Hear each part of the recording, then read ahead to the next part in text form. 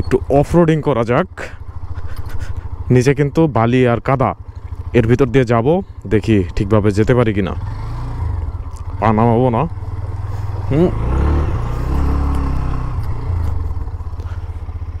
Performance was good. চলে আসলাম আমাদের গরিবের কক্সবাজার ওর ভূতের মোড়।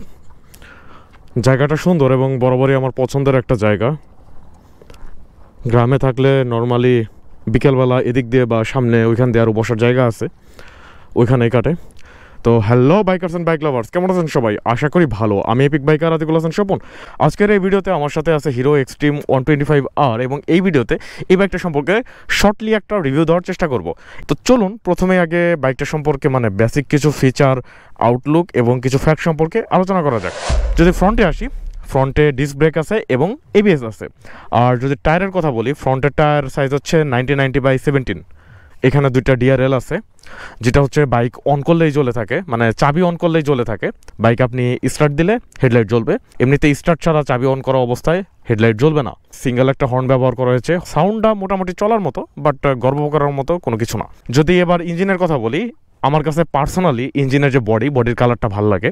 গতানুগতিক যে কালো বা মানে কালো টাইপের যে কালার হয় তা থেকে ভিন্ন, এবং এটা আসলে বডির যে কালারের সাথে অনেকটা ম্যাচ খায়, যার জন্য পার্সোনালি আমার কাছে ভালো লাগে। আর বাইকটা এফআই হলেও বাইকে এখানে একটা কিকার আছে, যেটা আসলে আন্ডারউডলি একটা plus point. Normally maximum FI বাইকে কিন্তু কিকটা তারা রাখে না। আর বাইকের গ্রাউন্ড ক্লিয়ারেন্স কিন্তু 180 mm, যেটা আসলে এই বাইকের জন্য এনাফ। মনোটনে 160 mm নিয়ে যে প্যারাটা খাই, এই প্যারাটা কিন্তু এই বাইকে খেতে হবে না। আর ইঞ্জিনের নিচে একটা ছোট ইঞ্জিন কাউল বা ইঞ্জিন গার্ড আছে, যেটা আসলে লুকটাকে একটু সুন্দর করে, বাট এটা সাইজে খুব বেশি বড় না। যদি আরেকটু বড় হতো হয়তো আরেকটু মাস্কুলার লাগতো, বাট যাই আছে বাইকটার লুকটাকে কিন্তু যথেষ্ট ইনহ্যান্স করে। যদি পেছনে আসি, বরাবরের মতোই আদার্স যে 125cc বাইক আছে ওগুলোর মতো ড্রাম ব্রেক, এটার কোনো এডিশনে ডিস্ক আসে না। আর যদি টায়ারের কথা বলি, টায়ারের সাইজ হচ্ছে 120/80/17। আসলে 120 একটা 125cc বাইকের জন্য হিউজ, বাট 120 সেকশনের টায়ার হলেও এইটার যে রিমটা একটু চাপার কারণে খুব বেশি ছড়ায় না, বাট যতটুকুই আছে এটা আসলে এই বাইকের জন্য মোর দ্যান এনাফ। আর পেছনে পার্সোনালি আমার কাছে বাইকের ইন্ডিকেটরগুলো ভালোই লাগে। অনেকে এই ধরনের আফটার মার্কেট ইন্ডিকেটর বাইকে ইনস্টল করে, বাট এইটাতে আফটার মার্কেট কোনো ইন্ডিকেটর ইউজ করতে হবে না, এমনিই যথেষ্ট সুন্দর। এটার যে এক্সস্ট দেখতে দারুণ লাগে, একটু শর্ট বাট একটু বাল্কি। আর বাইকের ইঞ্জিনের যে সাউন্ডটাও কিন্তু পছন্দ হওয়ার মতো।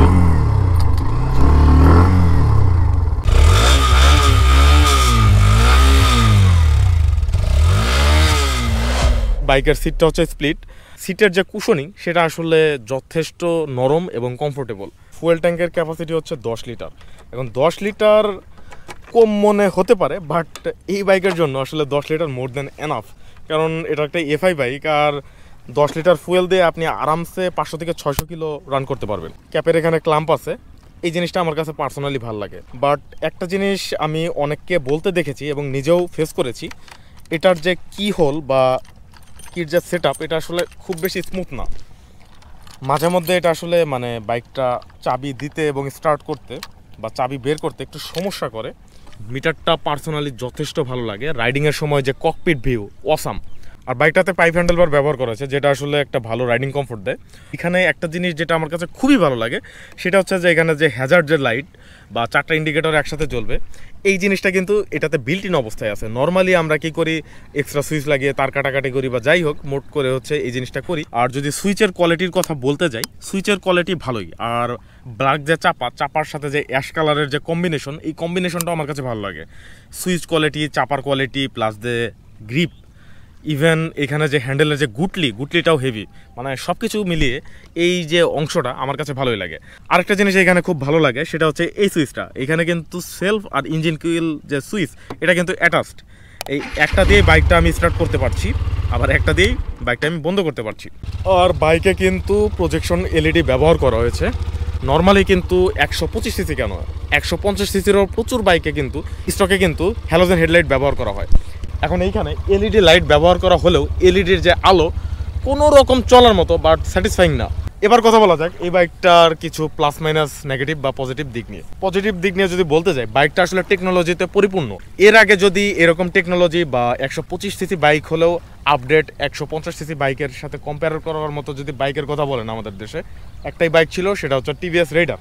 আর রেডারের সাথে যদি এটা কম্পেয়ার করি, এটা অবশ্যই সব দিক দিয়ে রেডারের চাইতে মাছ মোর এগিয়ে থাকবে। বাইকটাতে কি নাই, একদম মানে 150-200 সিসির একটা লুক আছে, পেছনে 120 সেকশনের হোয়াইট টায়ার আছে, সামনে 90 সিঙ্গেল চ্যানেল এবিএস আছে, এফআই ইঞ্জিন, আর ওয়াসাম একটা লুকের কথা যদি বলি, লুক হবে এই বাইকটার সবচেয়ে বড় প্লাস পয়েন্ট। মানে 125 সিসিতে এইরকম লুকের বাইক নাই। একটা বাইক আছে কেটিএমকে আমি সাইডে রাখবো, কারণ ওটা 125 সিসি হলে ওটার দাম হচ্ছে অনেকটা 300 সিসির মতো। বাট গতানুগতিক যে 125 সিসি বাইকগুলো আছে ওগুলোর সাথে যদি কম্পেয়ার করেন, এটা লুকের ধারের কাছেও আসতে পারবে না। ইভেন এটার look much more better than some others 150 CC bikes. ফ্রন্টের যে লুকটা, এই লুকটা আমার কাছে খুবই ভালো লাগে। বাট এটা হচ্ছে কাওয়াসাকি নিনজা থেকে সম্ভবত ইন্সপায়ার্ড বা কপি করা, যেটাই বলেন, Z10, 900 বা 800 যে বাইকগুলো আছে ওগুলো থেকে কপি করা বা ইন্সপায়ার। বাট দেখতে কিন্তু দারুণ লাগে। আর ডিআরএলটা তো সবসময় জ্বলে, জিনিসটা দেখতে আরও ভালো লাগে। বাল্কি ট্যাঙ্ক, সুন্দর ডিজাইন, স্প্লিট সিট, সব কিছু মিলিয়ে মানে বিউটির একটা দারুণ কম্বিনেশন। লুক আর টেকনোলজির সাথে আরেকটা প্লাস পয়েন্ট হিসেবে অবশ্যই থাকবে বাইকটার মাইলেজ। বাইকটাতে অন অ্যাভারেজ মাইলেজ পাওয়া যায় 55 প্লাস মাইনাস, কেউ 60-এর মতো পায়, কেউ 50 প্লাস পায়। আর যে এবিএস ব্রেকিং, এবিএসের কথা না বললেই নয়, এবিএস ব্রেকটা দুর্দান্ত কাজ করে। ব্রেকিং, কন্ট্রোলিং, রাইডিং কমফোর্ট, এগুলো নিয়ে আসলে কোনো অভিযোগ দেওয়ার অবকাশ নাই। আর পেছনে ড্রাম ব্রেক থাকলেও পেছনের যে ব্রেকিং, এটা আসলে খুব ভালো কাজ করে। বাইকটাকে দেখে বা রাইড করে কোনো ক্ষেত্রেই মনে হবে না যে আপনি একটা 125 সিসি বাইক চালাচ্ছেন।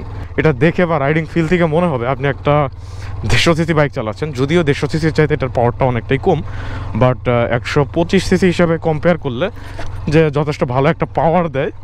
আর যথেষ্ট স্মুথ, ভাইব্রেশন নাই, কম আরপিএমেও নাই। ইভেন 7000-8000-এও যখন রাইড করা হয় তখনও ভাইব্রেশন ইস্যুটা দেখা যায় না, কারণ এমনিই বাইকের ইঞ্জিন যথেষ্ট স্মুথ।